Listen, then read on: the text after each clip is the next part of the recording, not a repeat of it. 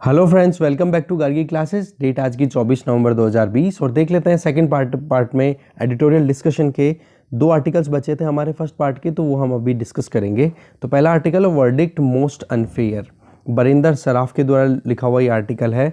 इन्होंने ये कहा कि जो आप देख सकते हो, अभी रिसेंटली एक आर्टिकल आया था प्रताप भानु मेहता का, उन्होंने एक स्ट्रॉन्ग क्रिटिसिज्म दिया था under the article the lordship and masters. उन्होंने ये कहा था कि जिस तरीके से हमारी जुडिशरी काम कर रही है वो कहीं ना कहीं जुडिशल बार्बरिज्म का एक एग्जाम्पल है। तो यहाँ पर राइटर बोल रहे हैं कि मैं बहुत ही ज़्यादा अलार्म्ड हूँ उस आर्टिकल को पढ़ने के बाद में कि इस तरीके का अनवाइज या फिर रैश अटैम्प्ट कैसे किया जा सकता है हमारी जुडिशरी की इमेज को डिमिनिश करने में, या फिर कह सकते हैं कि एक पब्लिक इंस्टीट्यूशन जो कि स्ट्रॉन्गेस्ट पिलर है हमारी डेमोक्रेसी के, अगर देखा जाए तो जितने भी पिलर्स हैं उनमें सबसे इम्पॉर्टेंट है हमारी जुडिशरी, जो कि अपने आप को बहुत ही स्ट्रांगली कहीं ना कहीं अपनी इमेज को बना के रखती है और अपने काम को कहीं ना कहीं काम मतलब आगे कैरी ऑन करती रहती है without any pressure, without any discrepancy. ठीक है, आप देख सकते हो कि उसमें एक अनजस्ट और अनफेयर डिस्क्रिप्शन दिया गया था उस आर्टिकल में सुप्रीम कोर्ट को लेकर के।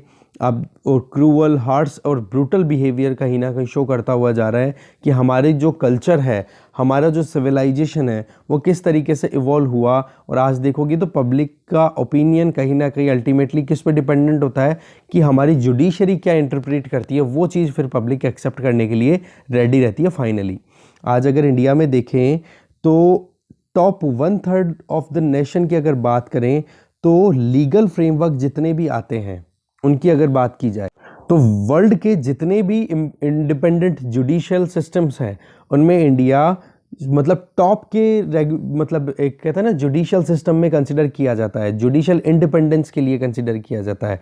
इंडियन जुडिशरी की बात करें तो हमें हेल करना चाहिए, उनको प्रमोट करना चाहिए कि किस तरीके से वो लगातार एक स्ट्राइड मतलब एक स्ट्रॉन्ग एक अपनी स्टांस को लगातार बताते रहते हैं, एक पॉजिटिव चेंजेस लाने के लिए हमेशा कोशिश करते रहते हैं कि कैसे भी करके सिटीजन्स की लाइफ में प्रॉब्लम ना आए। इवन आप देख सकते हो कि कितना ज़्यादा क्रिटिसिज्म का सामना करते हुए भी आज क्वालिटी ऑफ लाइफ देखें एक इंडियन सिटीजन की तो कितनी अच्छी है। तो अगर आप उसको सुप्रीम कोर्ट को या जुडिशरी को बारबरिक बताओगे तो आप एक कह सकते हो कि एक तरीके से आपने एक्नॉलेज नहीं किया है जुडिशरी की फंक्शनिंग को, जो कि हमारे इंडिपेंडेंटली यहाँ पे होती है। मेहता साहब ने ड्रॉ किया कि हमारी जुडिशियल सिस्टम जो है वो पोलैंड, हंगरी, टर्की, यहाँ पर जिस तरीके से जुडिशरी काम करती है वैसे ही हमारे यहाँ पर हो रहा है। तो पोलैंड में तो अगर आप देखोगे तो एक ऐसा लेजिस्लेटिव प्रपोजल लाया गया है जिसका एम है कि जजेस को अब अपने खुद के मतलब पोलैंड के सुप्रीम कोर्ट के वर्डिक्ट्स को ही फॉलो करने के लिए मना कर दिया। ऐसा थोड़े ना हो रहा है हमारे यहाँ पे। इसी तरीके से आप देखते हो जो टर्की है, टर्की में जो प्रेसिडेंट अर्दोआन है उन्होंने हज़ारों जजेस को हटा दिया या फिर उन प्रोसिक्यूटर्स को रिप्लेस कर दिया उन प्रोसिक्यूटर्स के द्वारा जो कि गवर्नमेंट के लिए लॉयल हैं। क्या हमारे ऐसा होता है? बिल्कुल भी नहीं। तो आप कैसे कंपेयर कर सकते हो? एग्जैक्टली हंगरी में भी अभी जो गवर्नमेंट है वो कहीं ना कहीं अपना इन्फ्लुएंस जुडिशरी पे लगातार बढ़ाए चली जा रही है और आप देखोगे वहाँ पर सिचुएशन कि पॉलिटिकल कंट्रोल के अंडर काम करेगी वहाँ की जुडिशरी। क्या हमारे यहाँ पर ऐसा होता है? तो आप कैसे कंपेयर कर सकते हो पोलैंड के साथ में, टर्की के साथ में या फिर हंगरी के साथ में हमारी जुडिशरी को? तो कंपेरेबल सिनेरियो तो देखो एटलीस्ट कि कहाँ पर कंपैरिजन किया जा सकता है, कहाँ पर नहीं किया जा सकता।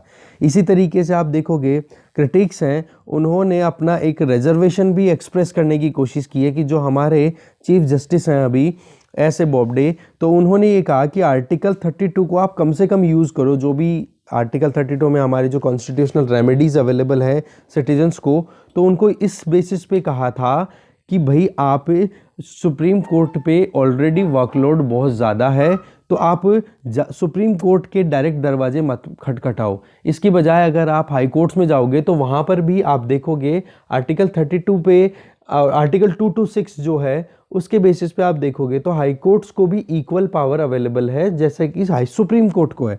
तो यहाँ पर चीफ जस्टिस ऑफ इंडिया का सीधा सा ये कहना था कि सुप्रीम कोर्ट पे बर्डन है ज़्यादा और अब बहुत सारे केसेस पेंडिंग है, बैकलॉग्स बहुत ज़्यादा है। दूसरा, हाई कोर्ट्स आपके पास में बहुत सारे अवेलेबल है, तो क्यों ना आप पहले हाई कोर्ट के पास में पहले जाओ। इसका मतलब ये थोड़े ना हो गया कि आप सुप्रीम कोर्ट के बिल्कुल दरवाजे ही बंद कर लिए कि भाई आप तो आर्टिकल 32 के बेसिस पे आप रिट लगा ही नहीं सकते।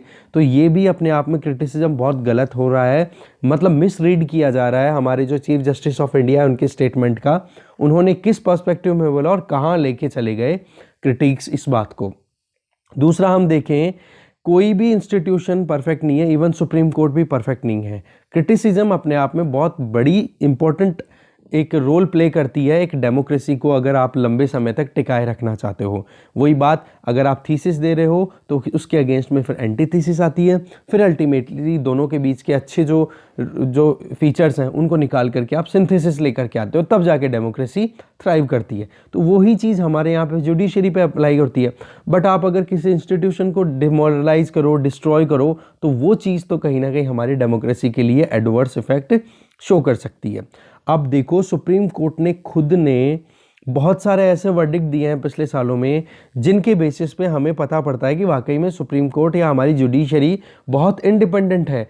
चाहे महाराष्ट्र में देवेंद्र फडणवीस की गवर्नमेंट को 24 घंटे के अंदर अंदर फ्लोर टेस्ट की बात करने की बात करो, या LGBTQ कम्युनिटी को या फिर ट्रांसजेंडर कम्युनिटी को उनके राइट्स दिलाने की बात करो, या फिर वुमेन को आर्मी में ज्वाइनिंग के बाद में उनके मेल काउंटर पार्ट्स हैं या मेल एम्प्लॉयज़ हैं उनके इक्वल उनको जो फैसिलिटीज़ अवेल होनी चाहिए वो मिलना हो, या फिर आप देखो RTI एक्ट की सुप्रीमेसी को अपहेल्ड करना over the official secret act, कि किसी भी बेसिस पे RTI ज़्यादा सुपीरियर है।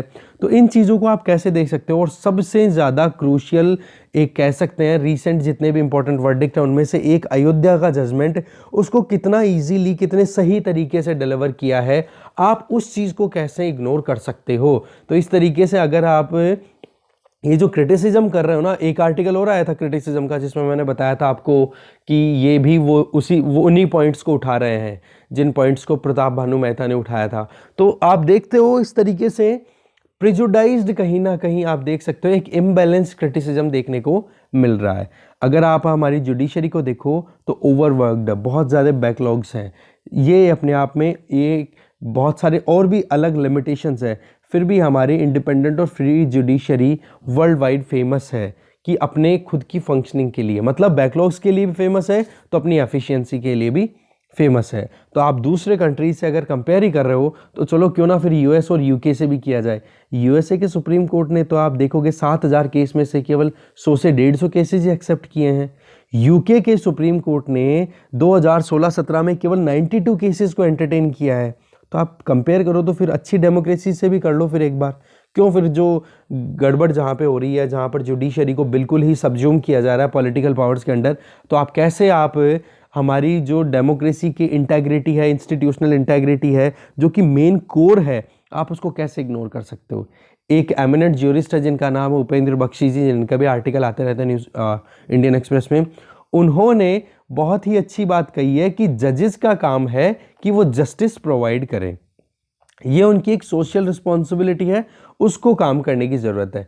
तो वहाँ पर एक एंग्री एंटरप्रेन्योर ढंग से काम नहीं कर सकता। कहने का मतलब जजेस बहुत सोच समझ के काम करते हैं, उनको बहुत सारे पर्सपेक्टिव्स को दिमाग में ला करके फिर बाद में डिसीजन देना होता है। माना फैक्ट्स पे बेस्ड है बट फिर भी। तो यहाँ पर राइटर बोल रहे हैं कि इनका ऑब्जर्वेशन जो है उपेंद्र बख्शी जी का सुप्रीम कोर्ट के रिगार्ड में, वो आप देख सकते हो कि सुप्रीम कोर्ट हमारे यहाँ पर ह्यूमन राइट्स को अपहेल्ड करने के लिए काम कर रहे हैं, जबकि आप देखोगे हमारी जो कॉन्स्टिट्यूएंट असेंबली है ना, वो भी इस गारंटी को अपहेल्ड करने में, अगर ये कहे ना कि कॉन्स्टिट्यूएंट असेंबली हमारी बहुत सुप्रीम गवर्निंग बॉडी रही है, तो वो भी कहीं ना कहीं यहाँ पर 100% आपको परफेक्ट दिखाई नहीं देगी। तो यहाँ पर क्रिटिसिज्म की ज़रूरत ये है कि आप प्योरली एक कहते हैं ना नेगेटिव चीज़ों पे फोकस क्यों क्रिटिसिज्म करते हो, क्यों आप कन्वीनियंटली ब्रश कर रहे हो पास्ट को ऑन द बेसिस ऑफ कि कैसे भी करके कुछ आइसोलेटेड इंस्टांसेस को आप कर रहे हो, और कैसे भी करके आप ये एक दिखावा कर रहे हो, या फिर आप कहते हो कि एक मुखौटा सा तैयार कर रहे हो कि एक रेस्पेक्टेबिलिटी जिस इंस्टीट्यूशन की होनी चाहिए वो कहीं ना कहीं आपकी इस क्रिटिसिज्म की वजह से डाउन होती चली जा रही है। एक इस तरीके के अगर कॉजेटिव क्रिटिसिज्म होते रहे तो आप देख सकते हो एक पेड़ की इस तरीके से कटाई कर दोगे आप कि ना तो वो कैटरपिलर के काम का रहेगा, ना वो पेड़ कभी खिलेगा। कहने का मतलब हमारी डेमोक्रेसी को ब्लॉसम होने का टाइम भी मिलता है या ब्लॉसम होने का बेस मिलता है, तो जुडिशरी बहुत इंपॉर्टेंट है। दूसरा, अगर वो क्रिटिसिज्म को फेस करते हैं, कुछ कमियां हैं, उसको अगर हम ठीक करने की कोशिश करें, तो अगर वो पेड़ ही जिंदा नहीं रहेगा तो क्या उसमें इंप्रूवमेंट लाओगे आप? ठीक है, तो ये लाइन आप लिख सकते हो कभी भी, strip the tree of both caterpillar and blossoms. तो हमें एक ज़रूरत है कि कैसे भी करके हमारे इंस्टीट्यूशन को स्ट्रेंथन करें, बैलेंस और एक कंस्ट्रक्टिव क्रिटिसिज्म करने की ज़रूरत है। क्रिटिसिज्म बहुत ज़्यादा ज़रूरी है, बट बैलेंस और कंस्ट्रक्टिव होना चाहिए। हमें अवॉइड करना चाहिए कि जिस तरीके के अभी जो बेड गेयरिंग या फिर बी रेटिंग टाइप, मतलब एक तरीके से इस तरीके के एक तरीके से जो क्रिटिसिज्म हो रहे हैं, जिनमें आप देखोगे कि हार्श क्रिटिसिज्म देखने को मिल रहा है, या आप देख रहे हो कि बहुत बुरे तरीके से, मतलब कैसे भी करके नेगेटिव इमेज बनाने की कोशिश करना है, तो लोगों का कॉन्फिडेंस यहाँ पे बना हुआ रहना ज़रूरी है। ठीक है, नेक्स्ट आर्टिकल देखते हैं। नेक्स्ट आर्टिकल है न्यू ग्रीन डील। ये आर्टिकल लिखा हुआ है हरिनी नगेंद्रा के द्वारा कि लास्ट साल की अगर बात की जाए, केवल लास्ट साल, तो इंडिया ने कितने सारे क्लाइमेट चेंज की वजह से एक्सेलरेटेड इवेंट्स को सामना किया है। जैसे कि फ्लड्स देखो, Assam, Bihar, Kerala, Mumbai. Wide spread damage देखो साइक्लोन की वजह से, एम्फेन साइक्लोन जो आया था या निसाग्रा साइक्लोन आया था उसकी वजह से। लोकस्ट स्वॉर्म भी देखा हमने, फॉरेस्ट फायर्स भी देखी। तो आप देख सकते हो क्लाइमेट चेंज के वार्मिंग साइंस हैं जो कि ऑलरेडी शुरू हो चुके हैं, और इंडियन लाइव्स और इकोनॉमीज़ को कितना ज़्यादा असर कर रहा है ये क्लाइमेट चेंज के जो आउटकम्स हैं जो। तो इस तरीके से ये एक क्लाइमेट चेंज जो है ना, ये एक नोटोरियसली डिफ़िकल्ट चैलेंज है जिसको हम जल्दी से ट्रैक नहीं कर सकते, क्रैक भी नहीं कर सकते। इसके इफ़ेक्ट तो देखो लोकल होते हैं, बट कॉजेज़ हैं वो ग्लोबल है। तो ज़रूरत है कि सभी कंट्रीज़ एक साथ आएँ और एक्शन लें। आप देखोगे जो बाइडन का जो सक्सेस मिली है उनको यूएस प्रेसिडेंशियल इलेक्शन में, तो उसमें क्लाइमेट चेंज का बहुत इंपॉर्टेंट रोल रहा है। उन्होंने क्लाइमेट चेंज को एक इशू बना करके रखा। अगर यूएसए की बात की जाए तो वर्ल्ड में सेकंड लार्जेस्ट एमिटर है कार्बन डाइऑक्साइड का, और मेजर कंट्रीब्यूटर है ग्लोबल वार्मिंग क्रिएट करने वाली जो ग्रीन हाउस गैसेज हैं उनका एमिशन के लिए। तो अगर हम सभी कंट्रीज़ का कोऑपरेशन ना लें, एक एक इंडिविजुअल कंट्री जो भी है उनका जो कमिटमेंट ना लिया जाए, तो हम किसी भी तरीके से क्लाइमेट चेंज को कंट्रोल करने में सफल नहीं हो पाएंगे। दिसंबर 2015 में 196 कंट्रीज़ के बीच में पेरिस क्लाइमेट चेंज एग्रीमेंट हुआ था, जिसमें आप देखोगे वो अभी भी इम्प्लीमेंट होने के लिए रेडी नहीं हो पाया है, या फिर कंट्रीज़ के बीच में कंसेंसस नहीं हो पाई है। हर बार की जो राउंड ऑफ जो कॉन्फ्रेंसेज होती हैं, कॉन्फ्रेंस ऑफ पार्टीज़ होती हैं, अगर UNFCCC की बात की जाए, तो वो कहीं ना कहीं आप देखते हो उसका रिजल्ट अभी तक प्रॉपर नहीं निकल पाया है। सभी गवर्नमेंट ने अपने आप को कमिट किया था कि कैसे भी करके ग्लोबल टेम्परेचर को 2 डिग्री सेंटीग्रेड से ऊपर नहीं जाने दिया जाएगा। पर आप देखोगे अगर 2 डिग्री सेंटीग्रेड के अंडर में भी आप रख लेते हो, लगभग 2 डिग्री से के नियर बाई भी अगर टेम्परेचर रहता है as compare to industrial revolution के टाइम के जो टेम्परेचर था उसके कंपेरिजन में, तो आप देखोगे फ्लड्स, ट्रॉपिकल स्टॉर्म्स और ये ड्रॉट्स हैं, फॉरेस्ट फायर्स हैं, लोकस्ट स्वॉर्म है, ये कंटिन्यू चलते रहेंगे। तो हमें ज़रूरत है कि सभी कंट्रीज़ एग्रेसिव एक्शंस की तरफ बढ़ें, जल्दी से पेरिस एग्रीमेंट को इम्प्लीमेंट करें, और कैसे भी करके एक कहते हैं ना कि इस पूरे सिचुएशन को एक हैंड इन हैंड, हाथ से हाथ मिला करके फिर आगे बढ़ने की ज़रूरत है। 6 महीने की अगर बात करें, with in 6 month of the president becoming, जैसे कि डोनाल्ड ट्रंप 2017 में बने थे, ठीक है, तो उन्होंने आते ही सबसे पहले क्या किया था, यूएसए को पेरिस एग्रीमेंट से विड्रॉ किया था। और आप देखोगे नवंबर 4, जब इलेक्शन यूएसए में प्रेसिडेंशियल इलेक्शन 3 नवंबर को होने थे, तो 4 तारीख को यूएसए ने अल्टीमेटली खुद को विड्रॉ कर लिया। कहने का मतलब क्या हुआ कि डिक्लेरेशन तो उन्होंने 2017 में कर दिया था कि USA Paris climate change agreement से निकलेगा, और 4 नवंबर को खुद को निकाल लिया बाहर, क्योंकि अभी जोसेफ बाइडन जो है वो अभी तक इलेक्ट प्रेसिडेंट ही हैं। अब अभी प्रेसिडेंशियल मतलब वाइट हाउस में एंट्री उनकी होगी जब वो ओथ सेरेमनी कर लेंगे, शपथ ले लेंगे उसके बाद में। अगर हम देखें, फर्स्ट टाइम ये हिस्ट्री में हुआ है कि एक कंट्री में क्लाइमेट चेंज एक एजेंडा बन के निकला है, और एक तरफ एक प्रेसिडेंट जो थे डोनाल्ड ट्रंप वो डिनाई कर रहे थे कि क्लाइमेट चेंज कुछ है नहीं, तो दूसरी तरफ जो बाइडन ने कहा कि हम क्लाइमेट चेंज पे फिर से काम करेंगे। आप देखोगे वहाँ पर एक प्रेशर ग्रुप इमर्ज होकर के आया, और उन्होंने खुद को बोला कि आप मतलब एक तरीके से कि इसको बोला गया सनराइज मूवमेंट, ठीक है, जिसमें यंग अमेरिकन्स थे, उन्होंने ये कहा कि यूएस अब क्लाइमेट चेंज के लिए काम करेगा और कैसे भी करके 2020 के यूएस इलेक्शंस में उसने बहुत इंपॉर्टेंट रोल प्ले किया इस सनराइज मूवमेंट में, जिसमें मिडिल स्कूल चिल्ड्रन भी थे जिनको वोटिंग राइट तो नहीं है, बट उन्होंने बहुत अच्छे से अपनी बात रखी और उन्होंने रिलीज़ की ये कह के कि youths need a green new deal. ये अपने आप में बहुत इंपॉर्टेंट एक सेगमेंट जो पॉलिटिक्स में अभी आना चाहिए, जिसमें बहुत ही इम्पॉर्टेंट छोटे छोटे बच्चे उन्होंने पार्टिसिपेट किया है। और टारगेट क्या किया इस ग्रीन न्यू डील के बेसिस पे कि यूएसए अब कार्बन न्यूट्रल कर दो 2030 आते आते। बट रियलिटी आप देखोगे जो बाइडन ने क्या कहा कि देखो 10 साल ही है, बहुत कम है, प्रैक्टिकली सोचा जाए तो यूएसए को कार्बन न्यूट्रल बनाना अभी 10 साल में पॉसिबल नहीं है। पर हाँ 2050 मतलब जो टारगेट यहाँ पे 2030 का दिया था इन्होंने सनराइज मूवमेंट वालों ने, तो कहा कि 20 साल और हमें एक्स्ट्रा दो जिसके बाद में हम टारगेट्स अचीव कर लेंगे। तो बाइडन ने आप देखोगे जो ऑलरेडी कुछ एक्टिविटीज़ चल रही हैं जिनके बेसिस पे ग्लोबल वार्मिंग या ग्रीन हाउस गैसेस का एमिशन होता है, उन एक्टिविटीज़ पे अब डायरेक्टली स्ट्राइक करने के लिए भी कोई स्टेटमेंट नहीं दिया। जैसे कि यहाँ पर एक पॉइंट आ रहा है दैट इज़ फ्रैकिंग। फ्रैकिंग एक तरीके का प्रोसेस होता है जिसमें शैल गैसेस होती है ना, मान लो ये चट्टाने हैं, आप यहाँ पे रहते हो तो यहाँ से हाई प्रेशर वाटर नीचे, यहाँ पे आपको पता है ऑयल है, तो हाई प्रेशर वाटर यहाँ पे इंसर्ट करोगे तो हाई प्रेशर वाटर फिर अपने साथ में इस ऑयल को बाहर की तरफ एक तरीके से पुश करेगा और फिर यहाँ पे ऑयल बाहर निकलेगा। तो इस पूरे प्रोसेस को कहते हैं हाई प्रेशराइज्ड वाटर के बेसिस पे ऑयल एक्सट्रैक्शन, इसको फ्रैकिंग बोला जाता है। तो आप देखोगे दो इंपॉर्टेंट स्टेट्स यूएसए के, एक तो पेनिसिल्वेनिया, एक टेक्सास, वहाँ पर बहुत ही ज़्यादा शेल गैसेस का प्रोडक्शन हो रहा है। तो वहाँ पर आप देखोगे तो फ्रैकिंग का प्रोडक्शन बहुत ज़्यादा, मतलब फ्रैकिंग बेस्ड प्रोडक्शन बहुत ज़्यादा हो रहा है ऑयल का। तो क्लीन एनर्जी पे स्विच करना अभी थोड़ा सा मुश्किल है क्योंकि वहाँ पर आप देख सकते हो एक लॉबी है जो कि पूरा का पूरा जो एक कहते हैं ना कॉरपोरेट्स की एक लॉबी है जो कहीं ना कहीं आपको एक रेजिस्टेंस शो करती हुई दिखाई देगी वहाँ पे जो बाइडन के एडमिनिस्ट्रेशन को कि वो जल्दी से क्लीन एनर्जी में इन कम से कम 2 स्टेट्स में तो स्विच नहीं कर सकते। ठीक है, हाउडी मोदी जो इवेंट हुआ था जिसमें नरेंद्र मोदी ने स्टेटमेंट दिया था तो वो वहीं टेक्सास में ही हुआ था और उसमें आप देखोगे वहाँ पर इस पे बेस्ड एक क्वेश्चन भी था प्रीलिम्स 2020 में कि टेक्सास ग्रुप अभी रिसेंटली न्यूज़ में था, ये किससे रिलेटेड है, ध्यान अगर आपको हो तो वो क्रूड ऑयल से रिलेटेड ही था।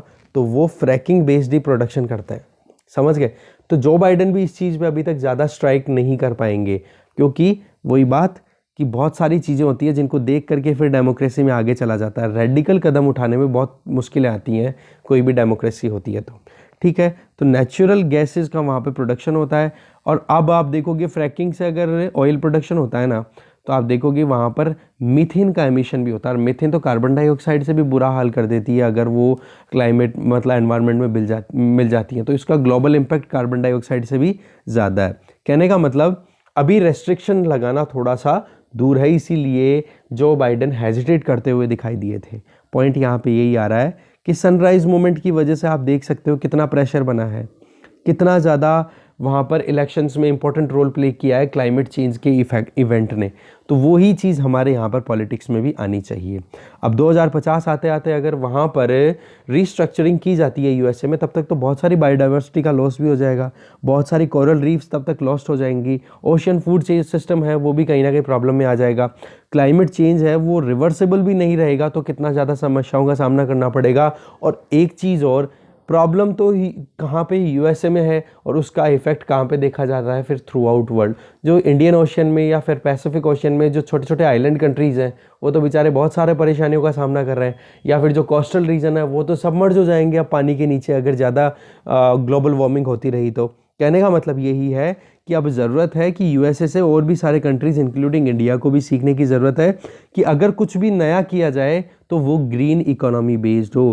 पेरिस एग्रीमेंट को जल्दी से जल्दी इंप्लीमेंट करने की कोशिश की जाए और इससे भी ज़्यादा एग्रेसिव कदम उठाने की ज़रूरत है, चाहे वो एनर्जी सेक्टर में रिन्यूएबल एनर्जी को इंश्योर करने की बात करो या फिर आप इंफ्रास्ट्रक्चर बनाओ तो क्लाइमेट रेजिलियंट इंफ्रास्ट्रक्चर बनाओ जिससे कि अगर क्लाइमेट चेंज की वजह से कोई समस्या आए तो आप उनको टैकल कर सको। तो कहने का मतलब यही है पॉइंट कि भाई यूएसए जैसे कंट्रीज़ को भी ध्यान देने की ज़रूरत है। एयर पोल्यूशन को कंट्रोल करो, वाटर पोल्यूशन को कंट्रोल करो, जो गरीब देश हैं उनकी भी हेल्प करो, जहाँ पर ज़्यादा प्रॉब्लम है क्लाइमेट चेंज की वजह से उनको आप हेल्प प्रोवाइड करो और उनकी भी ध्यान में रख कर के आगे बढ़ो। ठीक है, इस तरीके से डिस्कशन यही खत्म होता है। Thank you very much for watching both of the videos. Thank you.